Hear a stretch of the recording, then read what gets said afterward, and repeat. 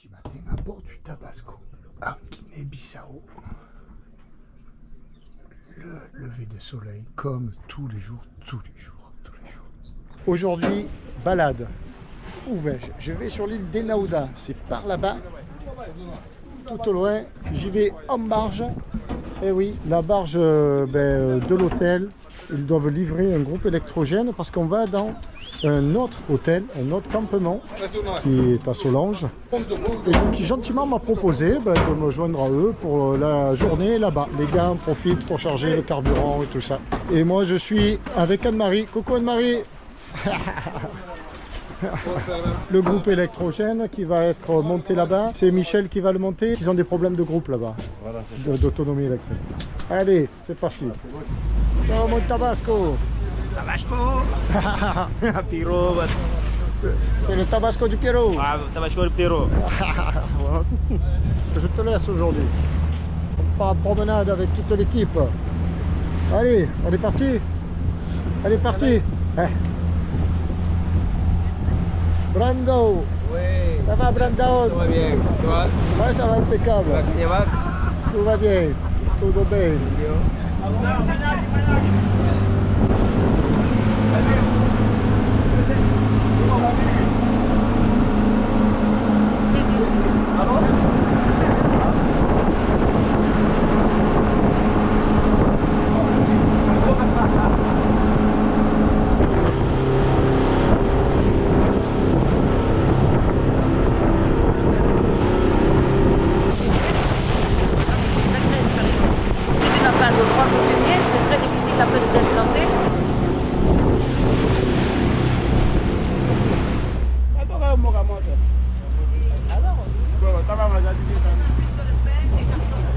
Le riz après, hein, c'est pas urgent.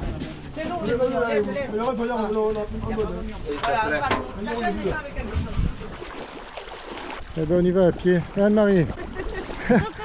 Ah, c'est dur, hein. Il y a de la route, hein. On ne dirait pas, c'est vrai. Tu te dis, ouais, il y a 100 mètres et tout. Bah, t'es.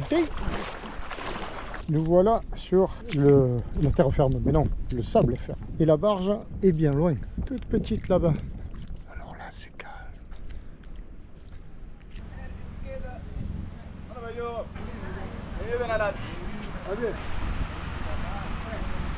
Ah, qu'est-ce qu'il y avait aussi avec Félicie? Le manteau. Alors là, on va assister au déchargement du groupe. Il y a un groupe électrogène sur la barge qui fait facilement 600 kg et qui va être déchargé pour remplacer le groupe actuel.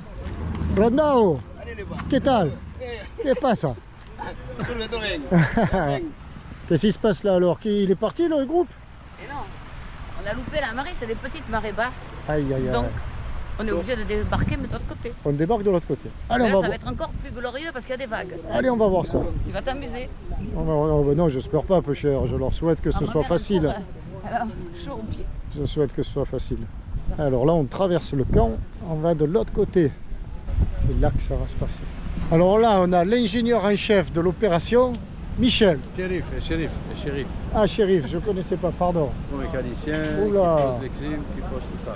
Respect. Alors là, vous allez débarquer le groupe ici, Ouais, maintenant. On va bitcher le bateau Ouais. et on va attendre que la marée basse. Sinon, on risque de faire une grosse bêtise. Mais il ne pourra plus faire marche arrière après le bateau. On attend que la marée remonte. Ok. C'est la marée, c'est la mer Qui décide. qui a le plein droit. Non, mais moi, ce qui m'interpelle aussi, d'accord, c'est après comment on va le monter. Eh bien, sur les planches, Ici, on va le là. faire ripper, on va le porter, on va le... Oh, c'est 600 kilos, c'est pas grave. Hein. 600 kilos, c'est pas grave. Ouais, à 40 kilos par personne, ça va aller. On va y arriver. Bon, mais on va assister à ça. Et ça, c'est l'ancien groupe, là, au fond? C'est celui qui était dedans, qu'on a sorti à la main. Là, il fait plus d'une tonne. Voilà la barge qui arrive. Alors, à ce moment-là de l'histoire, peut-être tu te dis, mais Pierrot, qu'est-ce qu'il nous fait? Qu'est-ce qu'il nous filme? Il est dans des hôtels de luxe, il nous filme des opérations qui n'ont rien à voir avec la voile et tout ça. Peut-être, mais ça a à voir avec la mer. Et le monde de la mer, et le monde des Iliens. Comment, dans certains pays, on fonctionne, on s'adapte. Tout ce qui touche au monde de la mer est intéressant. Et en l'occurrence, comment font les gens des îles pour s'adapter? Le campement, il lui faut de l'électricité. Cette semaine, il est tombé en panne plusieurs fois. Et bien là, on va amener un nouveau groupe. C'est montrer l'adaptabilité des gens de mer. Les plus anciens connaissent une émission qui s'appelait Thalassa et dont le principe était de montrer exactement ça. Des aspects, tous les aspects de la mer. Bon, on va ramasser les bouteilles.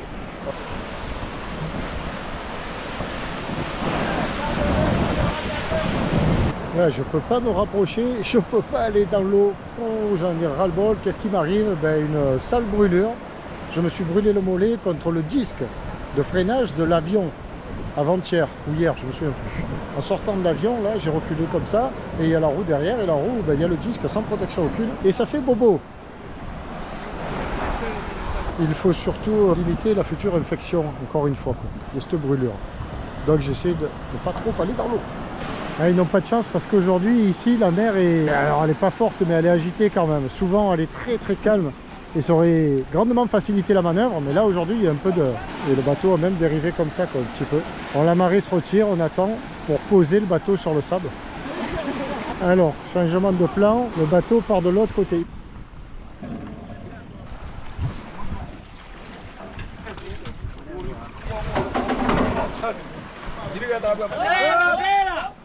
Calma, calma, calma, calma. Vai ficar na água, vai cair all'acqua.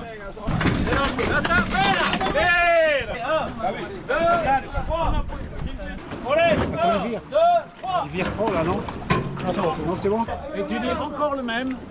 Et toujours Franck, sans lequel rien ne serait possible, qui à lui tout seul pousse cette barge de 10 tonnes au moins. Au moins. Le cuistot est arrivé, comme il est costaud, ça y est, tu vois. Ah, il est là aussi le cuistot. Mais ça y est, il est arrivé. Le patron. Juste maintenant.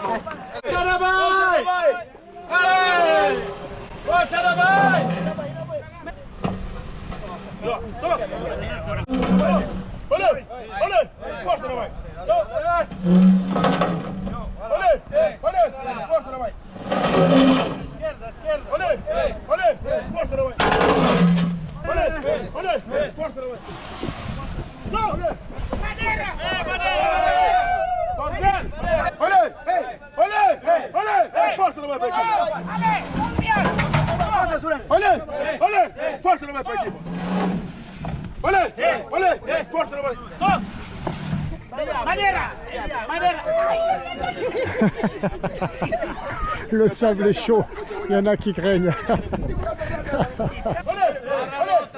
Pera, un bocadinho, marra l'altra.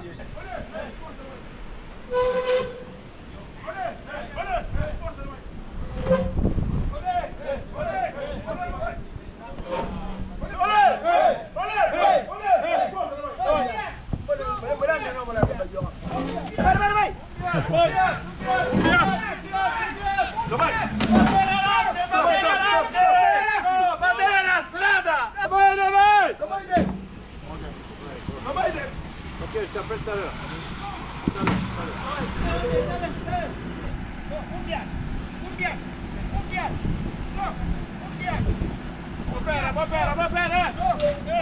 Il arrive, il arrive.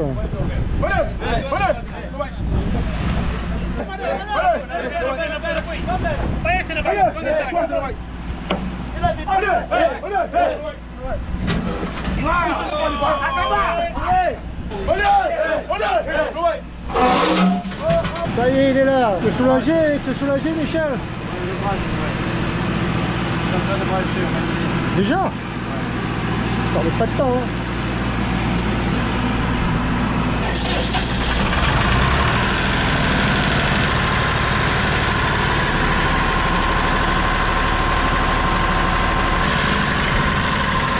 Et ben voilà, tu vois, ça se passe comme ça en Guinée-Bissau. Ça se passe comme ça. Bye bye le village. C'est parti, retour à la maison.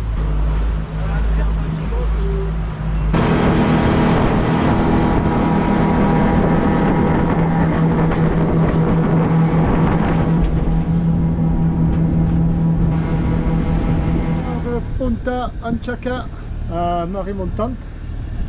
Très belle étape d'une semaine. Ben, je suis resté une semaine. On est tellement bien accueillis ici.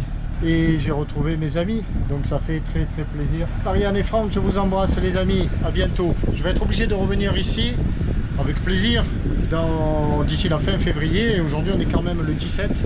Donc dans 13 jours pour faire la sortie.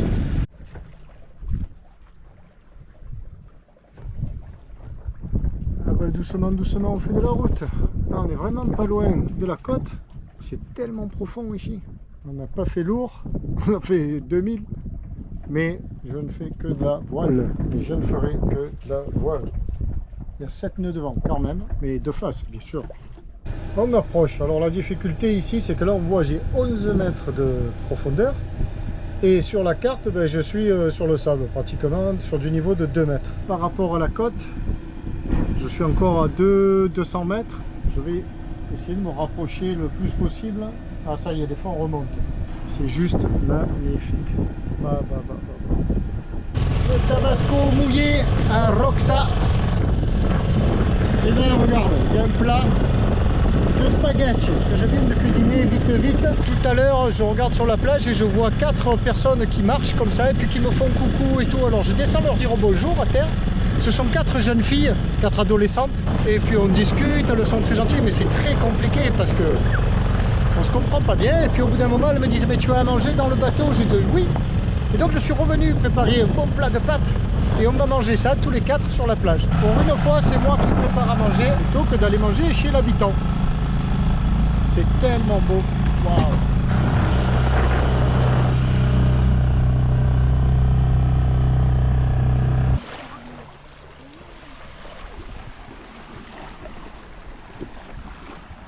Eh, attendez-moi, hein, et moi. Attendez-moi, j'ai fait, moi. Alors voici mes 4 copines.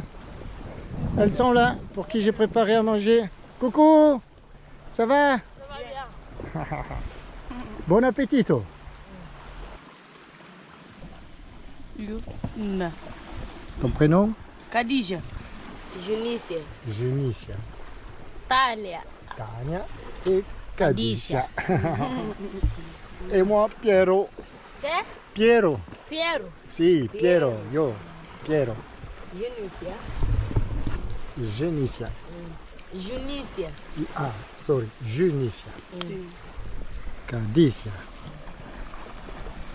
Khadija. Alors là, il y a Rosa, la maman, Rosa. La Rosa. Et on danse. Allez, maman, maman, danse.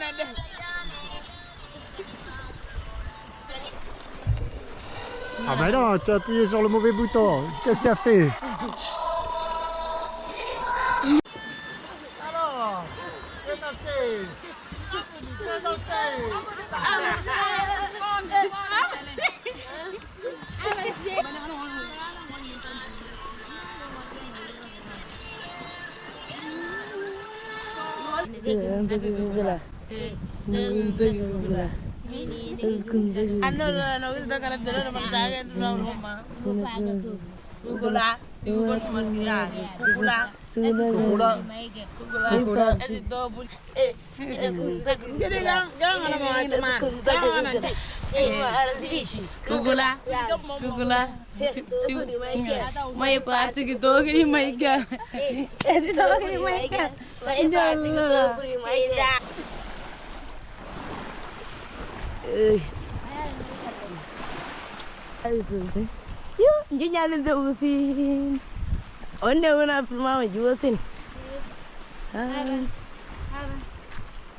C'est très très beau.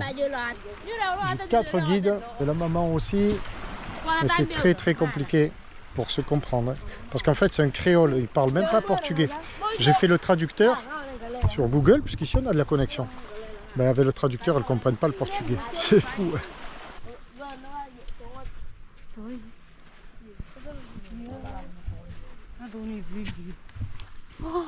Qu'est-ce qu'on fait? Descanse. Ah oui, où c'est le chemin, el camino para ir a la Tabanca?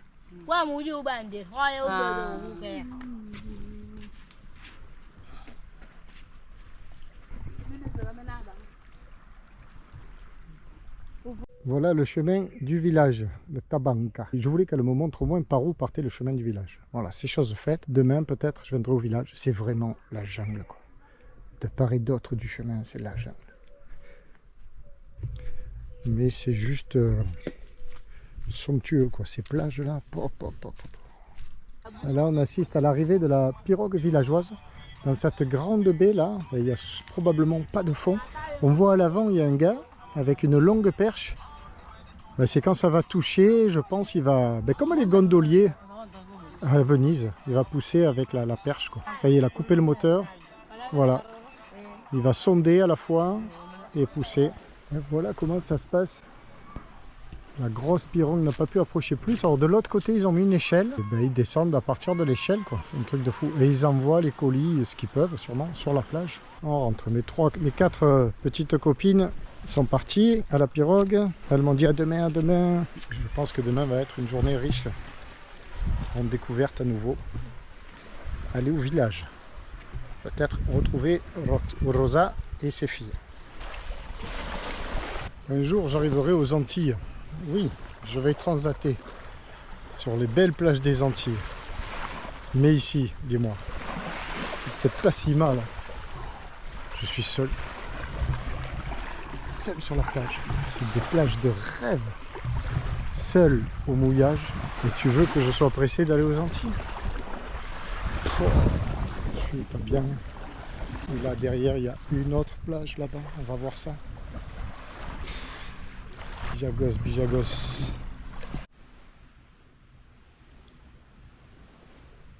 La densité de palmiers, la jungle de palmiers. On peut aller voir là-bas derrière, notre plage.